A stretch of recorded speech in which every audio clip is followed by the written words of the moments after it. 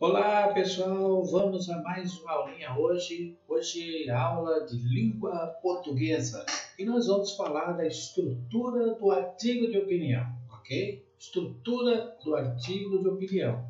Este conteúdo está baseado no caderno do aluno do São Paulo Faz Escola, na página 86. Vamos lá então. Estrutura do artigo de opinião. O artigo de opinião é um gênero jornalístico, ou seja, existem outros gêneros jornalísticos. E esse é apenas um dos gêneros. Nós temos a charge, nós temos o editorial, nós temos a notícia, nós temos a crônica, a carta de leitores, reportagens e entrevistas. Então, o artigo de opinião é um gênero jornalístico e é, por coincidência, esse é o gênero mais pedido nos principais vestibulares. Vamos em frente. O artigo de opinião é escrito na primeira ou na terceira pessoa. E você tem ainda a possibilidade de começar na primeira pessoa e depois evoluir para uma primeira pessoa do plural e até mesmo para uma terceira pessoa. Isso é possível no artigo de opinião.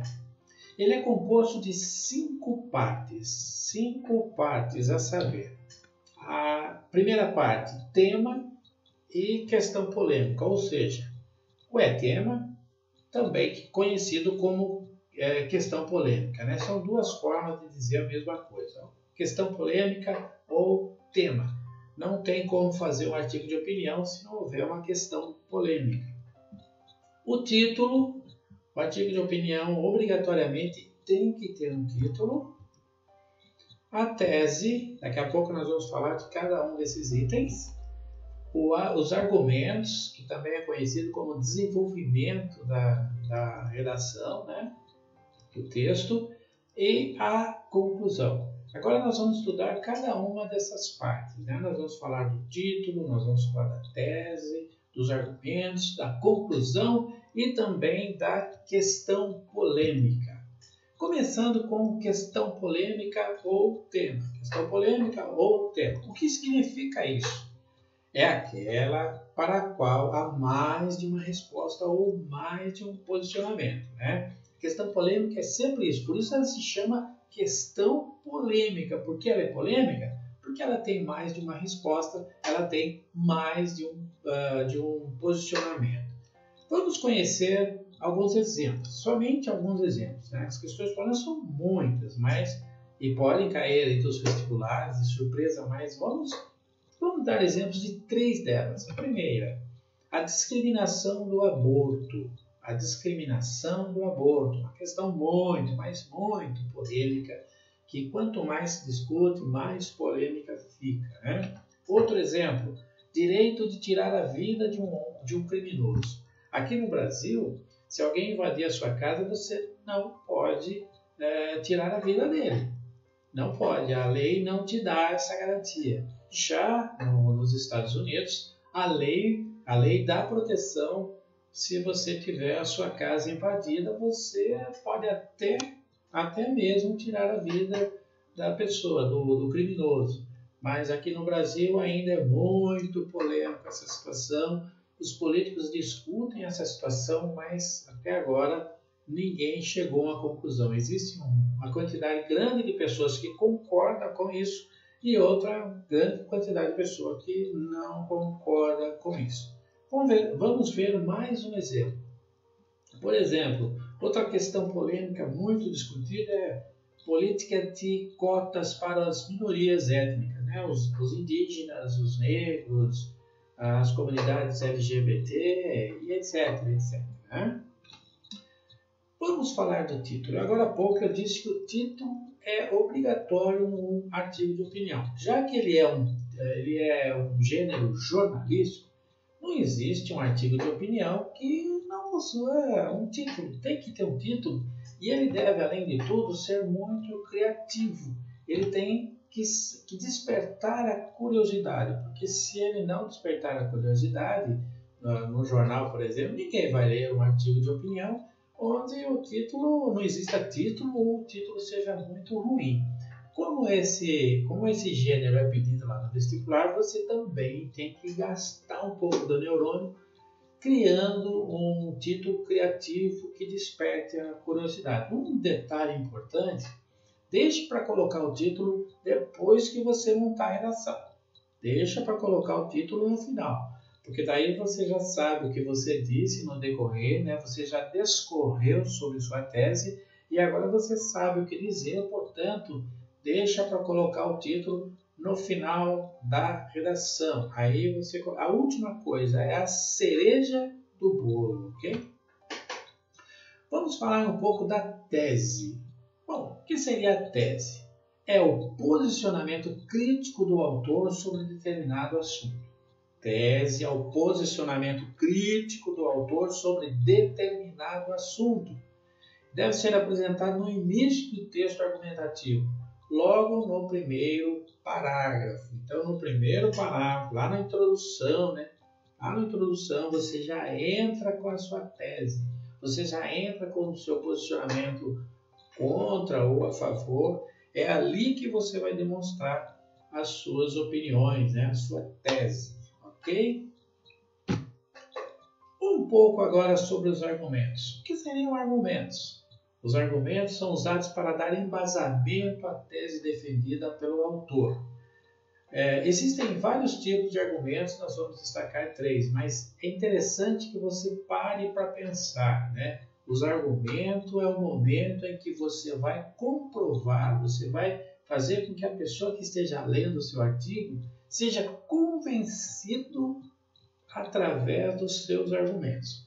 Nós vamos destacar 3 tipos de argumentos. É necessário dizer que existem vários. E aí eu aconselho vocês a fazer uma pesquisa na internet e conhecer os outros tantos tipos de argumentos. Eu trouxe aqui 3 para ler com vocês. Por exemplo, argumento de autoridades. Ou seja, você vai pegar pessoas importantes, políticos, pessoas famosas e vai colocar, porque esse tipo de argumento se baseia em citação de uma fonte confiável, alguém que todo mundo conhece.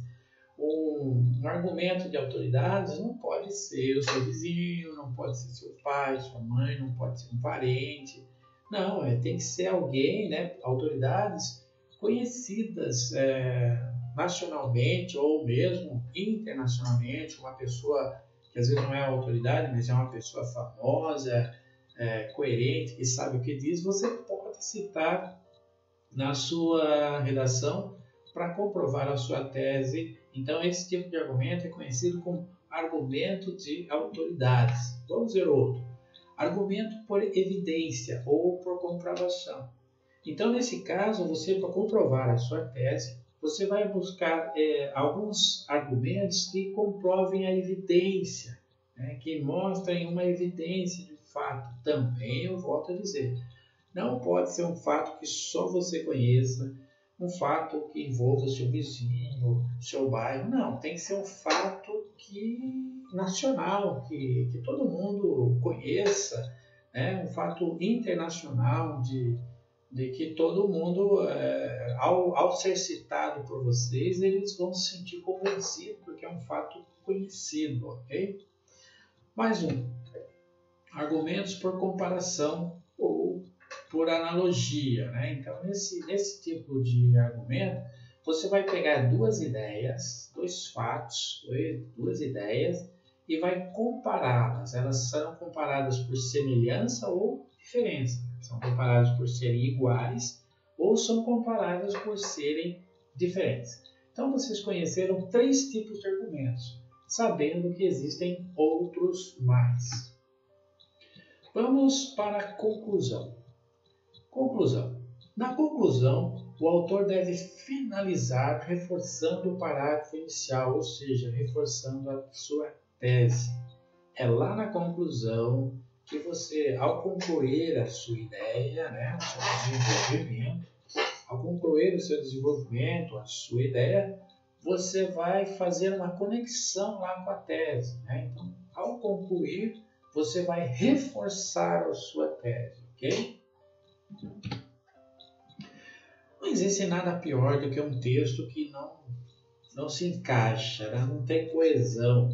Você vai ler, ele começa, depois o aluno, ou melhor, o autor está dizendo uma coisa, depois ele para, diz outra, depois ele volta a dizer aquilo, fica uma bagunça. O texto tem que ser coeso. Então, o que é coesão textual? Consiste no uso correto das articulações gramaticais e conectivos, que permitem a ligação harmoniosa entre frases, entre orações, termos, períodos, parágrafos de um texto. Ele é essencial para a construção de uma boa redação, pois permite o sequenciamento de ideias de modo lógico, facilitando a leitura e o entendimento do texto. Então, para quem esqueceu, né, temos aqui a frase. Frases são palavras que têm sentido completo. Palavra ou palavras que têm sentido completo. Orações são frases que possuem verbos. Termos. Termos são palavras, né? Existem conectores que unem palavras também. Então, termos, mesma coisa que palavras. Períodos. É um conjunto de orações. Ele pode ser simples, daí tem uma oração só. Pode ser composto quando tem duas orações. Parágrafos é um conjunto de períodos. Parágrafos é um conjunto de períodos. Ok. Vamos seguir. Operadores argumentativos ou conectivos. Para que haja coesão textual, é necessário que haja os conectivos. Os conectivos são aqueles elementos que vão ligar um parágrafo ao outro, uma oração a outra oração, uma palavra a outra palavra, uma ideia a outra ideia. Então, eles são conhecidos como operadores argumentativos ou conectivos. Então, são estruturas linguísticas responsáveis pela ligação, coesão entre sentenças. Eles têm a função também de ressaltar a força argumentativa dos enunciados e o seu sentido. Vamos conhecê-los um a um, né? Vamos conhecer alguns dos conectivos. Conectivos que indicam soma. Conectivos que indicam soma, ou então adição, né? Soma de ideias, soma de posicionamentos. Vamos ver. Primeiro, conhecidíssimo e. Também, ainda, não só, mas também, além de, além disso, aliás, ademais. Vamos recapitular?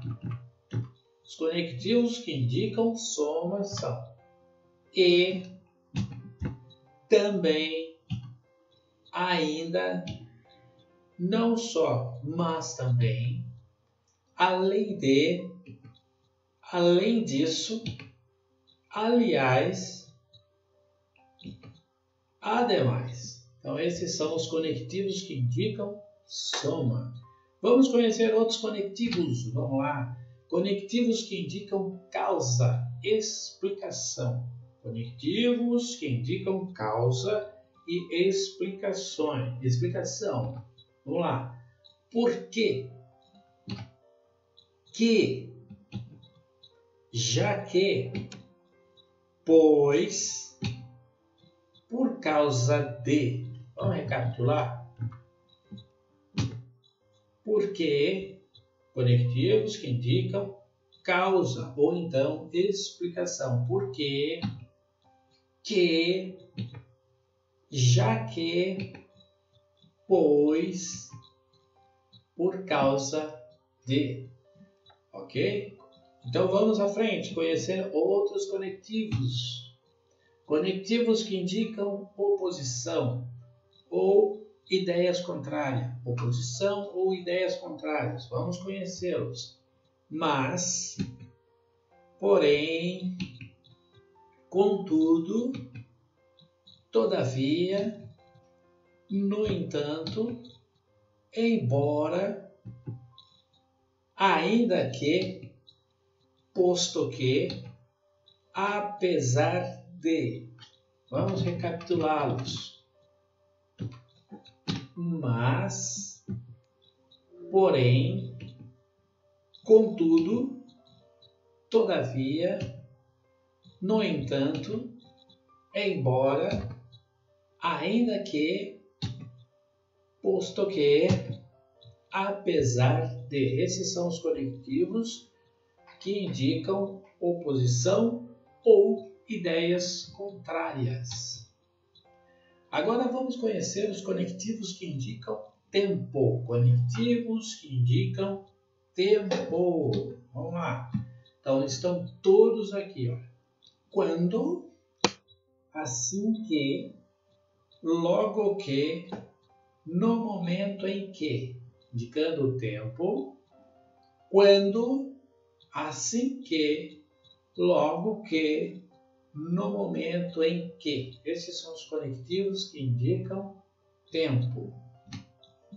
Conectivos que indicam finalidade ou objetivo. Conectivos que indicam finalidade ou objetivo. Eles estão todos aqui, olha. Para, finalidade e objetivo. Para que, a fim de. Para que, a fim de. Esses conectivos indicam finalidade ou objetivo. Conectivos que indicam causa ou explicação. Conectivos que indicam causa ou explicação. Assim, desse modo, dessa forma. Vamos recapitular. Assim, desse modo, dessa forma. Ok? Finalmente, vamos conhecer os conectivos que indicam conclusão. Agora, interessante, vamos dar uma paradinha nesse daqui. Esses conectivos você pode usar no corpo da redação, né? Quando precisar, entre os parágrafos e frases de orações, mas principalmente quando você vai concluir o seu texto, vai concluir a sua tese. Aí você vai usar obrigatoriamente esses conectivos e vamos conhecê-los. Estão todos aqui. Finalmente, por fim, concluindo, portanto, logo, enfim. Repetindo, finalmente, por fim, concluindo, portanto, logo e enfim. Esses conectivos todos são importantes. É necessário que você memorize esses conectivos, porque na hora que você está fazendo a sua redação, eles vão fluir normalmente. Você tendo eles na cabeça, na hora que você vai desenvolver suas ideias, né, eles vão fluírem normalmente, né? Ok? Muito obrigado, turminha, e até a próxima aula.